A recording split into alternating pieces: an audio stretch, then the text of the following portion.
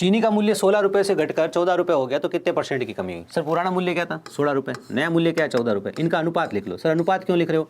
हमें प्रतिशत में उत्तर निकालना होता तो इस मूल्य से कोई मतलब नहीं होता, इनके अनुपात से भी काम चल जाता है। तो 8 से 7 हो गया। अब ये सिंपल करना है कि 8 से जब कोई चीज़ 7 होती है तो 1 की कमी होती है 8 के ऊपर, और 1/8 × 100 आपको याद कराया जाता है कि 12.5% होता है। कितना होता है? 12.5% होता है। तो ये क्या है? आपके सवाल का जवाब है। ठीक है, चलिए क्या सवाल है? 75 का x प्रतिशत बराबर 9 है तो x का मान क्या होगा? तो देखो सर 75 का की जगह गुणा लिख लो, लिख लिया। x प्रतिशत तो x/100 लिख लो, लिख लिया सर। बराबर में 9 लिखना है तो 9 लिख लो सर। 25 दिया 75, 25 चौके 100, 3 से घट गया 3 बार, 4 उधर जाके गुणा हुआ 3 से, 3 चौक 12, तो x बराबर क्या आ गया? 12 आ गया। ये एक सिंपल सी गणना आपके सामने थी। क्या है हमारा अगला सवाल? 360 के 30% में से 280 का 10% घटा के बराबर में लिख दीजिए 800 का x प्रतिशत या p प्रतिशत। ये काम अपने को करना है। बात समझ में आ गई क्या करना है? बिल्कुल समझ में आ गई सर, क्या करना है। अब अप्रोच की अगर बात करें ना सर, एक छोटी सी बात, पीछे अगर 0 दिख रहा है तो 10% निकालना तो बहुत सरल होता है। आपने सोचा एग्जाम में, लिखा नहीं, देखो आपने सोचा कि 360 है, अगर मैं इसका 10% निकालना चाहूँ तो कितना होगा? 10% 36 होगा, है ना। अगर 10% 36 होगा तो अगर मैं 3 गुना कर दूंगा तो 30% निकलेगा। तो 30% कितना होगा? 36 दूना 72, 36 दिया 108। मन में ऐसे सोचा, इसका 10% 36 हो गया, 30% 10% का 3 गुना होता है तो 108 हो गया। तो आपने यहाँ पे लिख दिया 108। ठीक है सर, 108 लिख दिया, कोई ज़्यादा गणना नहीं थी, बिल्कुल ये आपने लिख दिया 108। अब 108 में से आपको माइनस क्या करना है? 280 का 10%, 10% तो बहुत सरल है सर, पीछे वाला 0 हटा दो, पीछे वाला 0 हटा दिया, बराबर क्या है? 800 का p%। ये जो ज्ञात करना है इसकी जगह p लिख दिया, प्रतिशत हटेगा बट्टा में 100 लग जाएगा, प्रतिशत हटेगा बट्टा 100 लगेगा। 2 0 से आपने 2 0 काट दिए, बिल्कुल काट दिए सर।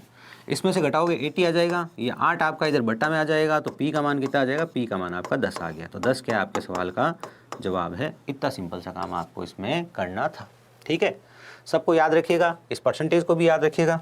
यूँ नहीं कि आप है ना केवल p लिख दो और इस परसेंटेज को भूल जाओ, इसको मत भूलना, इसको याद रखना। ठीक है, चलिए, क्योंकि परसेंटेज हटेगा बट्टा 100 लगेगा। 40 के वर्ग के 40% का 1/4 याद करो। अब कुछ नहीं है, प्रश्न की भाषा को फॉलो करना है सिर्फ। 40 का पहले वर्ग करना है तो 40 × 40, ये 40 का वर्ग हो गया। कभी भी ऐसा काम करना हो ना, ऐसे ही लिखना चाहिए, ऐसा नहीं आप विस्तार से लिखो, पहले ही थोड़ा सा लिखो। ठीक है, 40 × 40 के 40%, तो 40% देखो सर 40/100 क्या हो गया? 40/100 का 1/4, 1/4 को आप लिख दिया 1/4, 1/4 को क्या लिख दिया आपने? 1/4। ठीक है, अब इस बार आप कहोगे सर अभी आपने थोड़ी देर पहले बताया था कि भैया 40% है तो 2/5 लिखो, यहाँ आपने 2/5 क्यों नहीं लिखा? अरे देखो, मैंने अप्रोच देखी, मैंने देखा, मैंने एक बात कही ना, अगर 0 कट रहे हो ना तो बट्टा में हमेशा 100 लिखो आप। अगर 0 कट रहे हो तो बट्टा में हमेशा 100 लिखो, गणना सरल रहेगी, बस ये काम था।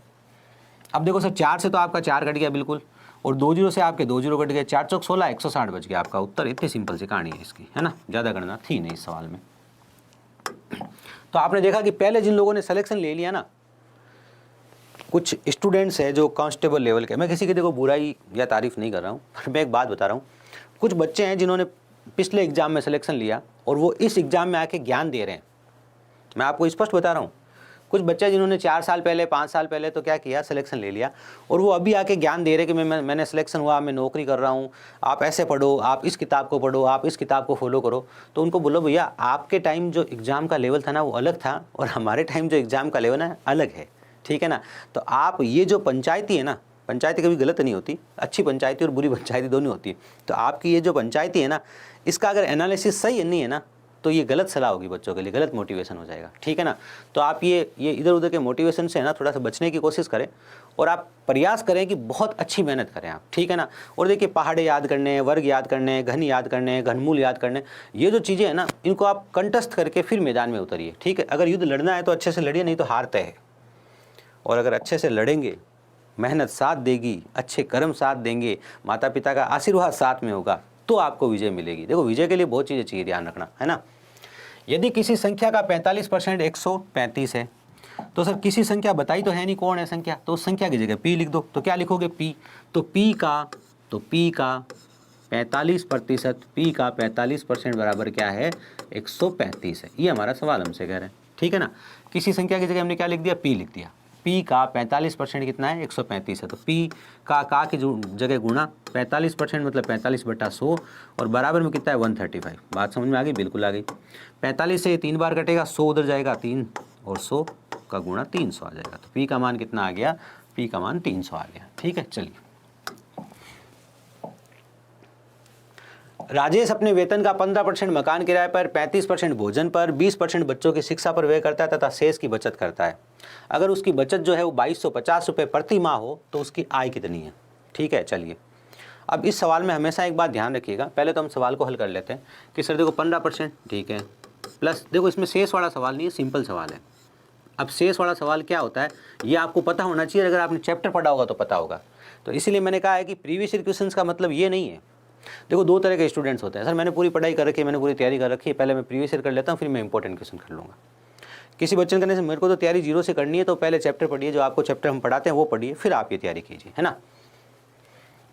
15%, 35% और 20%, ठीक है सर। 20, 30, 40, 50, 20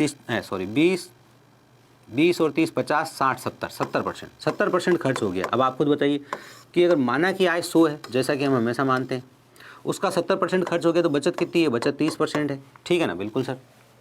तो बचत हमारे पास 2250 रुपये, क्या है 2250, ये हमारी 30 के बराबर होगी, क्योंकि 100 का 30% 30 होता है। हमें आय याद करनी है इसलिए हमें 100 से गुणा करना पड़ेगा। अब पहली बात तो यूँ है सिंपल, ठीक है, कि 0 से 0 कट गया, 3 7 21, 3 5 15, 7 5 0 0, आपके सवाल का जवाब आ गया।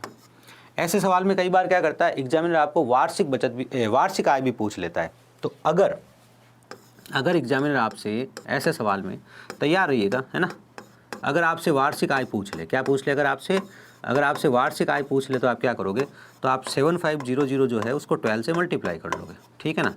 तो 0 0, 12 पंजे 60, 6 12 6 72, 12 7 84, 84 और 6 90, तो उसकी वार्षिक आय कितनी है? 90,000 है, ठीक है। पता चला कि आपसे प्रति माह ये बता दी, ठीक है सर। और आपसे वार्षिक आय पूछ के पहला ऑप्शन 7500 दे दिया और आपने 7500 को ही गलत लगा दिया, गलत उत्तर को आपने गलत लिख दिया। देखो एग्जामिनर कई चीज़ों पे खेलता है। सवाल को कैलकुलेशन वाला बनाना है तो कैलकुलेशन डाल के सरल सवाल दे देता है। अप्रोच सबको आती है, कैलकुलेशन में बच्चा फंस जाता है।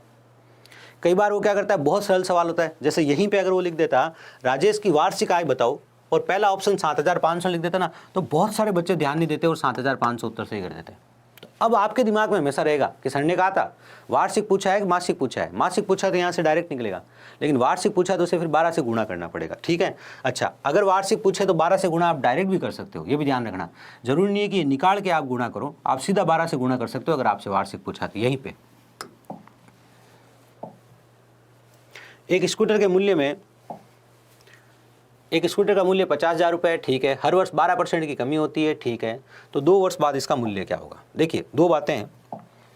एक तो एक स्टूडेंट क्या कर सकता है कि उसके दिमाग में रख सकता है कि 12% क्या होता है। 12% होता है 12/100। क्या होता है भाई? 12/100, ठीक है। इसे आप काटोगे तो क्या आएगा सर? ये आएगा 3/25, और 3/25 की कमी होने का मतलब 25 पे 3 की कमी होनी, तो आप 22/25 पे आ गए। कहाँ आ गए आप? 22/25 पे आ गए, बिल्कुल। तो क्या क्या अप्रोच होती है, कौन कौन सा बच्चा कैसे कैसे काम करता है, उसके बारे में बता रहा हूँ, ठीक है। एक ये होता है कि सर देखो यहाँ हमें 12% की कमी करेंगे तो 88/100 लिखना पड़ेगा। 88/100 2 बार लिखना पड़ेगा। ये प्रारंभिक संख्या है, प्रारंभिक संख्या को गुणा करूंगा 88/100 से।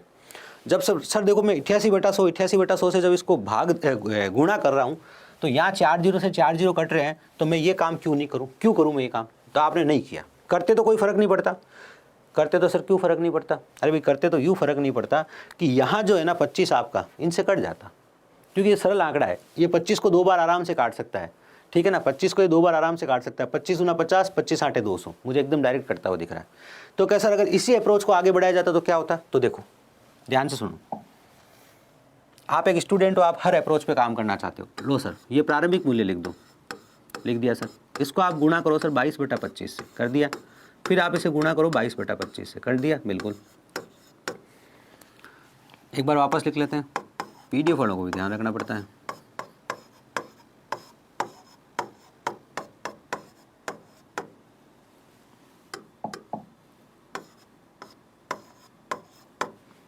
देखो सर 25 दूनी 50 हो गया। अब आप 25 से काटोगे तो 25 8 200, 8 बार कट जाएगा, तो यहाँ टोटल कितना आ जाएगा? 80 आ जाएगा।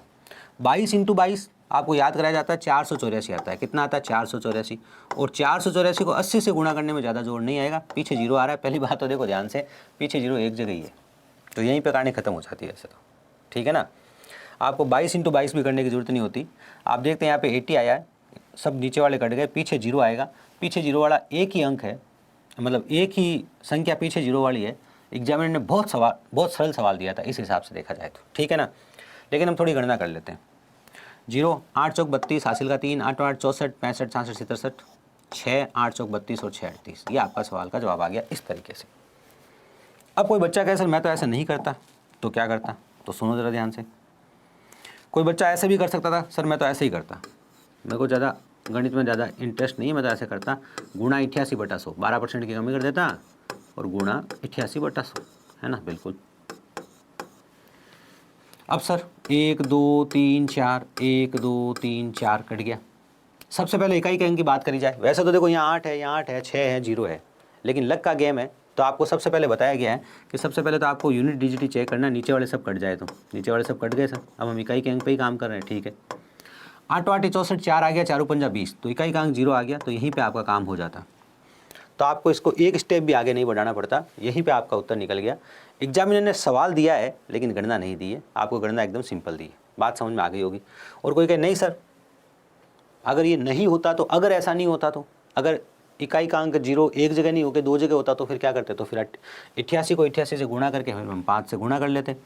अब 88 है ना, वैसे तो 88 स्पेशल नंबर है, अगर आपको पता हो तो एक स्पेशल नंबर है 88 है। अब ये चीज़ें ध्यान धीरे धीरे याद रखना, आज नहीं पता है तो आज लिखना नोटबुक में।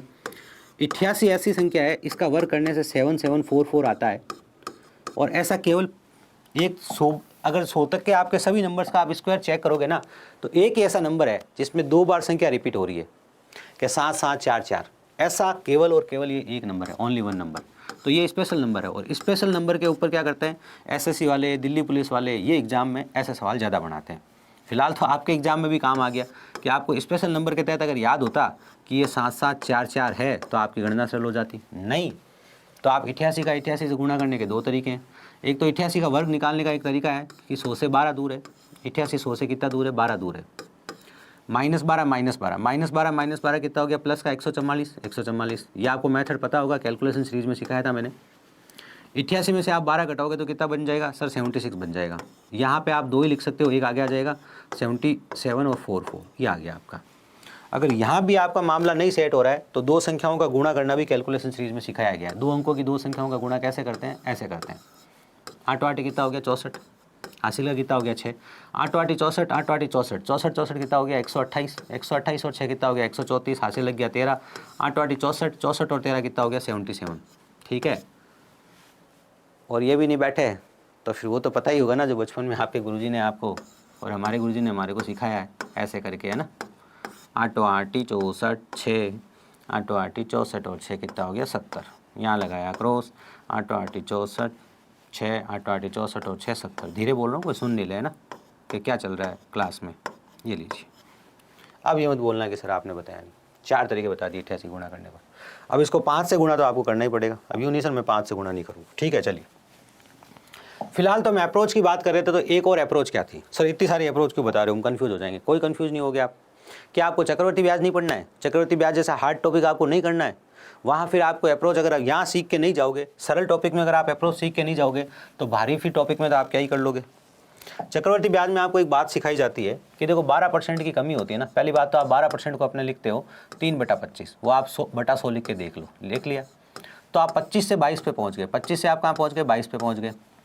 2 साल की बात है तो आप इसे 2 बार करोगे। 2 साल की बात है ना, तो 2 बार करोगे तो 25 गुणा 25 से आप कहाँ पहुँच गए? आप पहुँच गए 22 गुणा 22 पे। तो ये काम क्या होता है, जिन बच्चों की गणित ठीक ठाक होती है ना, वो मन में ही कर लेते हैं कि अच्छा 12%, 3/25, 3/25 की कमी तो 25 पे 3 की कमी, तो 25 से 22 पे पहुँच गए।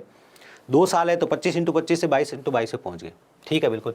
ये प्रारंभिक संख्या है, अंतिम संख्या है। तो आप कहते हैं सर 50,000 जो है ना मेरा, तो आप सीधा एक ही लाइन ये लिखते 50,000 बटा 25 × 25 गुणा 22 × 22, है ना। आगे की गणना वही थी, मैं अप्रोच बता रहा हूँ, ठीक है ना, कि हर बच्चे की क्या अलग अलग पैटर्न हो सकता है काम को करने का, समझे। हर बच्चे का काम को करने का पैटर्न क्या क्या हो सकता है वो आपको बताया है। ठीक है।